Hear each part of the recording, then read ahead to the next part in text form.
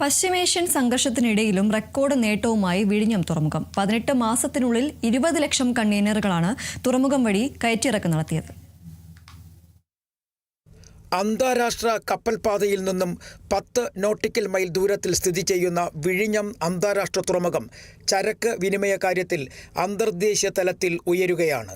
അന്താരാഷ്ട്ര തുറമുഖം പ്രവർത്തനം തുടങ്ങി 18 മാസത്തിനുള്ളിൽ 20 ലക്ഷം കണ്ടെയ്നറുകളാണ് വിനിമയം നടത്തിയത്. ഇതോടെ ഏറ്റവും വേഗത്തിൽ ചരക്ക് കയറ്റിറക്ക് നടത്തിയ തുറമുഖമായി വിഴിഞ്ഞം മാറി. സർക്കാരിൻ്റെ ഉടമസ്ഥതയിൽ പ്രവർത്തിക്കുന്ന തുറമുഖത്തിൻ്റെ നിർമ്മാണവും ചരക്ക് കയറ്റിറക്കിൻ്റെ നിയന്ത്രണവും അദാനി ഗ്രൂപ്പിനാണ്. 2025 മെയ്യിൽ തുറമുഖം രാജ്യത്തിന് സമർപ്പിച്ചു. 950-ലധികം കപ്പലുകൾ തുറമുഖത്തെത്തി. ഇതിൽ 67 അൾട്രാ ലാർജ് കണ്ടെയ്നർ വെസലുകളും ഉൾപ്പെടുന്നു. ലോകത്തെ ഏറ്റവും വലിയ കണ്ടെയ്നർ കപ്പലുകളിലൊന്നായ MSC ഐറീന വിഴിഞ്ഞത്ത് പ്രവേശിച്ച് ചരക്ക് കയറ്റിറക്ക് നടത്തി. 2028-ൽ തുറമുഖം പൂർണ്ണതോതിൽ പ്രവർത്തി തുടങ്ങുമെന്നാണ് അധികൃതർ പ്രതീക്ഷിക്കുന്നത്.